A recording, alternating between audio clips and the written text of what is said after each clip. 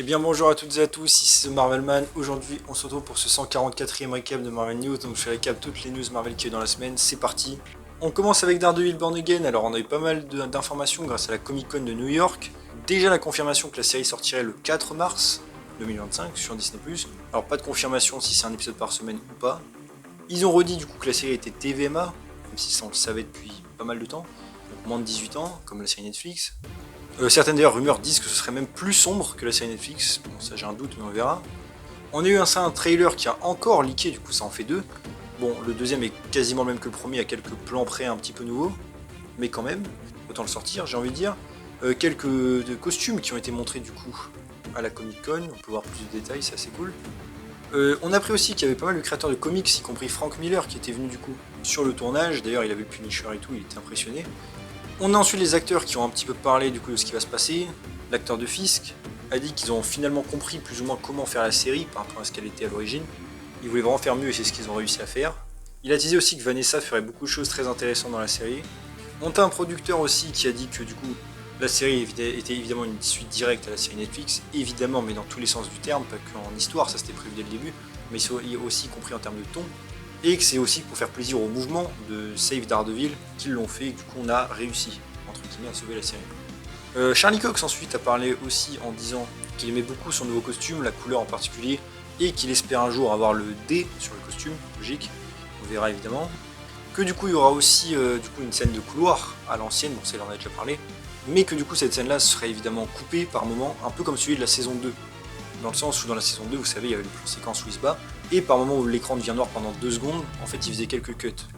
Même si on y voit que du feu évidemment à l'écran, là ce sera la même chose. Contrairement à la saison 1 et 3 où tout a été fait en one shot. Il a dit aussi que du coup la série continue d'être assez intense et sombre comme l'était la série Netflix, évidemment, et que ça c'était un point important pour lui, et que c'était vraiment fou, j'allais dire même que ça passe pour Disney+, en tout cas selon lui.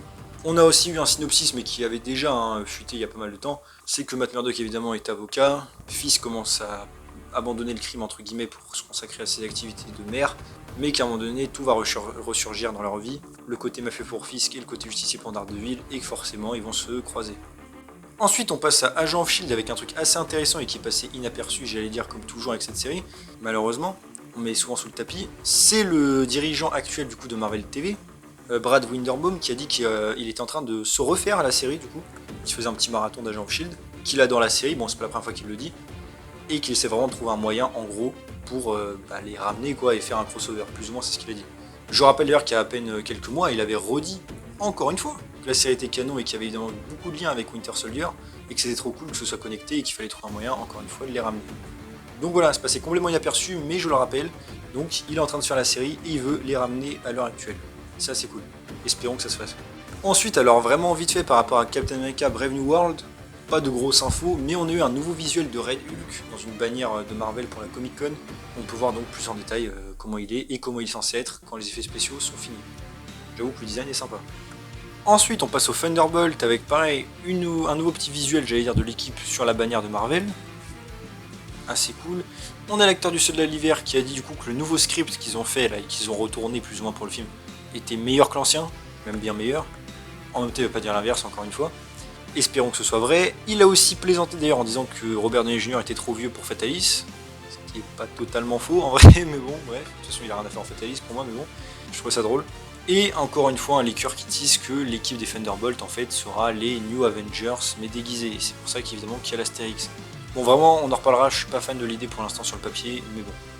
On a eu ensuite pour Shang-Chi 2 la rumeur en vite fait que le film ne commencera pas à tourner avant au moins 2026. Donc ouais, j'imagine une sortie peut-être après Secret Wars. Ils mettent vraiment trop de temps entre les films. Ensuite, petite anecdote pour les Gardiens de la Galaxie volume 3, c'est James Gunn qui a annoncé qu'à la base Adam Warlock a failli être joué par Aaron Pierre. Aaron Pierre du coup qui va jouer chez DC, Green Lantern. Bon, je pense pas que ça aurait été un bon choix de casting pour le coup, enfin pour ce rôle je veux dire, mais après, il était très bien d'ailleurs dans la série Krypton, donc j'espère qu'il fera un bon Green Lantern. Par rapport à Loki saison 2 du coup, en vite fait, on a appris que le budget de la série était de 167 millions.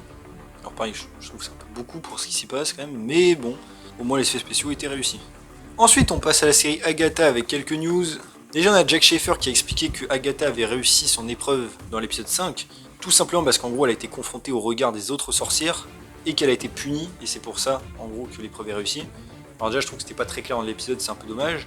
Et pareil, Agatha, j'allais dire, elle s'en fiche un petit peu de ce que les autres pensent, donc je trouve ça un petit peu étrange que ce soit ça sa punition, mais bon. On avait appris aussi qu'il y avait une scène coupée dans l'épisode 6, où Alice essaie de parler au père de Billy, qui a de pas dire son nom mais que ça marche pas puisqu'il est censuré et elle n'arrive pas à le noter. Et l'enfant évidemment est couvert de sang, donc c'est pour ça qu'elle le reconnaît pas dans les autres épisodes. Ça aurait pu être une scène coupée marrante, finalement ils l'ont pas faite, ils l'ont enlevé je veux dire. Donc au final ça pose même pas de problème de continuité. Et à part ça on a un liqueur du coup qui a plus ou moins sous-entendu que Wiccan, donc Billy serait l'ennemi final, enfin un petit peu teasé, et que Ralph Bonner, donc qui est revenu dans le dernier épisode, reviendrait dans un autre projet bientôt, mais pas dans celui-là. J'irais peut-être dans Wonder Man, ça me paraîtrait l'endroit logique, ou alors dans une série Vision, pour faire un lien avec la série. Ensuite, par rapport à Vision, la série du coup, on a un leaker qui retise qu'il y aurait peut-être les Young Avengers, en tout cas, j'imagine que ça les préparera ici, ou qu'ils apparaîtront, j'en sais rien. C'est vrai que l'équipe pour l'instant a été teasée dans The Marvels, mais pas de nouvelles sinon. Ensuite, par rapport à Scarlet Witch, un leaker a dit que son histoire continuerait après Secret Wars, et donc son film a priori aussi. En vrai, ça me paraît évident, hein, vu les délais qu'il y a, ils auront pas le temps. Pareil, ça rejoint la news par rapport à Shang-Chi 2. Pour Doctor Strange 3, la rumeur que le tournage ne commencerait pas avant au moins 2026. Pareil, ça me paraît évident, donc une sortie, j'imagine, après Secret Wars aussi. Ce qui est un peu dommage, hein, vu ce qui était teasé dans Doctor Strange 2, ça me paraît bizarre de ne pas le régler avant les films Avengers. Ça manque que le film se passe avant, peut-être, mais on verra. Par rapport à Avengers Doomsday, on a donc appris officiellement que la production commencerait au printemps, donc toujours pour une sortie en 2026. Par rapport à Spider-Man 4, on a donc Destin Daniel Cretton qui a vraiment signé cette fois-ci pour réaliser le film. Bon, c'était des rumeurs, maintenant c'est officiel. J'en ai parlé en short, mais on a Tom Holland du coup qui a dit qu'il a lu le script il y a quelques semaines avec Zendaya. Ils étaient vraiment excités, ils ont beaucoup aimé le script. Ce qui s'entend du coup que Zendaya est de retour dans le film, évidemment. Que le script a encore besoin de travail, mais que vraiment l'idée est super cool et qu'ils ont kiffé. Bon, encore une fois, je dis toujours, ils vont pas dire l'inverse. Et vu ce qu'on sait, ce que Tom Holland voulait comme histoire à l'origine, je pense qu'il ment, mais bon, admettons. Il a aussi dit qu'un des défis du film, et même pour les autres projets du MCU, c'est d'essayer de trouver le bon moment pour le placer dans la timeline du MCU et avec le temps qui se passe dans la vraie vie, pour que l'histoire continue et reste cohérente. C'est vrai que je me demande où Spider-Man 4 va se passer. J'imagine que ce sera 2 ans après No Way Home, un truc comme ça. Par rapport à Miles Morales, il a aussi du coup qu'il serait chaud un jour dans le MCU et de faire pour lui ce que Iron Man a fait à l'époque pour son personnage. Pareil, ce que je trouve un peu bête et qui correspond là. Enfin, je l'ai pas eu dans mon short, je trouve que ça résume plutôt bien les problèmes du Spider-Man du MCU. C'est que c'est le fils d'Iron Man entre guillemets, ce qui ne devrait pas être le cas. Mais bon, et de toute façon, c'est bien trop tôt pour Miles Morales, je pense. Le Spider-Man du MCU n'a même pas commencé à gérer sa propre histoire, donc voilà. À part ça, il a dit évidemment qu'il était chaud pour Fatalis dans Avengers 5. Qu'il serait chaud, et Sony aussi d'ailleurs, de faire d'autres films Spider-Man, mais qu'il espère que le scénario sera bien. Bon, j'ai envie de dire, vu le 4 qui s'annonce, je pense pas que ça lui posera de problème en fait, mais bon. Et encore la rumeur que Sony est en négociation pour ramener Andrew Garfield et Tobey Maguire dans le 4. En vite fait, par rapport à Your Friendly Neighborhood Spider-Man, la série animée, bon, toujours pas de news par rapport à la date de sortie, toujours pas de trailer, mais au moins on a une photo, c'est déjà ça. Ensuite, on passe à Venom 3, pareil, à la Comic Con, ils ont donné des détails sur le film. Déjà, sur la présence de Spider-Man, l'acteur a dit qu'on ne sait pas, c'était le dernier film et qu'il y avait une possibilité. Alors évidemment, je vous le redis, il n'est pas là du tout, les leakers le disent, hein. Donc voilà. Mais il aimerait bien en gros se battre avec Spider-Man un jour. J'ai envie de dire, ils l'ont gâché avec No Way Home, donc plus vraiment d'intérêt. Il a aussi dit du coup que c'était bien la fin de 7 ans de film Venom et que là c'était la conclusion pour son personnage, mais qu'il pourra revenir plus tard et que même par rapport à Knull ne serait que teasé, ça je vous l'avais déjà dit hein, évidemment, dans le film il servira à rien Knull, mais il sera juste teasé pour la suite, ainsi que d'autres projets avec des symbiotes. Sous-entendu Spider-Man 4, hein, c'est ça que ça veut dire. On a aussi quelques détails par rapport au film Kraven en disant que ça ressemble à un film de mafieux, en tout cas au début, que Kraven ne s'entendait pas avec sa famille, mais ça on l'a vu dans le trailer, qu'il était bon, évidemment un chasseur comme dans les comics, que le film serait très violent, apparemment un extrait a été montré où il tue des gardes en prison et que c'est très violent. Après voilà, pas plus de détails que ça sur le film en tant que tel. Qu'il y a le Rhino, mais pareil, tout ça on le savait. Ensuite, continuons avec Sony, j'allais dire, et Spider-Man en général, avec une rumeur intéressante pour le coup, c'est qu'apparemment Sony relancerait le projet des Sinister Six. Vous savez, ce film qui était sur l'équipe de méchants, qui n'a jamais vu le jour, qui était prévu pour être avec Andrew Garfield. Et selon des rumeurs, le projet est réactivé, alors est-ce que c'est pour un nouvel univers? J'imagine que oui, on verra. Pareil, toujours avec un projet dans le même style, on a eu pour Silver Sable la rumeur que le projet soit de nouveau en chantier. Alors vous savez, il y avait des rumeurs sur ce personnage. À la base, ça devait même être un film avec Black Cat, justement, en duo.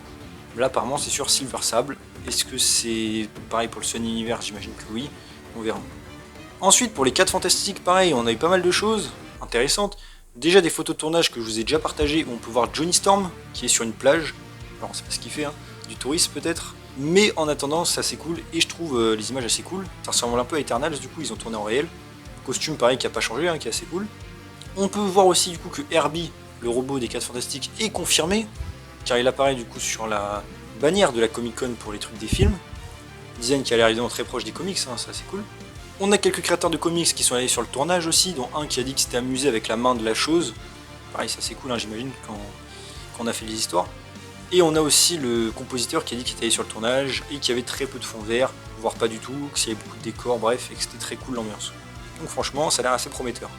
Ensuite, en vite fait par rapport à Deadpool et Wolverine, hein, une anecdote que je trouvais assez marrant, c'est le costume jaune et marron qu'il utilise pour affronter Hulk et qui apparaît 3 secondes dans le film. Et ben il a coûté 100 000 $ à faire. Alors je sais pas d'où est sorti l'argent, mais ok. En effet, le costume était cool, mais voilà. Ensuite, par rapport à Werewolf by Night, on a eu le réalisateur qui a dit qu'il fallait mettre certaines choses de côté, qu'il avait d'autres trucs à faire, mais qu'ils y arriveront à faire une suite un jour. Bon, pourquoi pas. Et un leaker a dit que ça continuerait après Secret Wars, ça me paraît logique. Il y avait des rumeurs, évidemment, en Midnight Suns où il pourrait revenir. Il y avait des rumeurs de Elsa Bloodstone ou Man-Thing, on verra.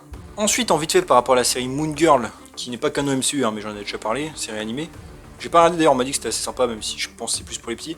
Elle a été apparemment annulée après 2 saisons, donc après pas de saison 3. Dommage.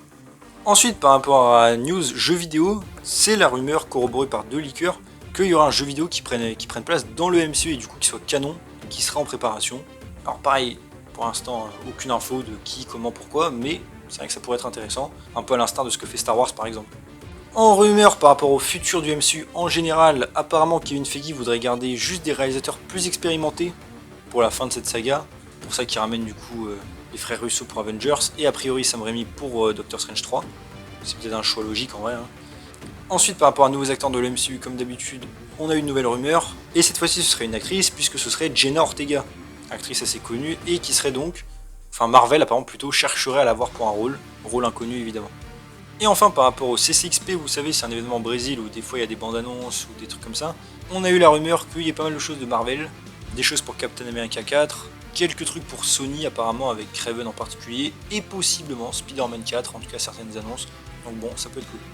Et voilà, c'est déjà pour ce 144e récap de Marvel News, j'espère que ça vous a plu. Si c'est le cas, n'hésitez pas à vous abonner, liker, commenter, partager, activer la cloche, à me suivre sur mon Oscars en description, et on se retrouve bientôt pour une nouvelle vidéo. Salut tout le monde.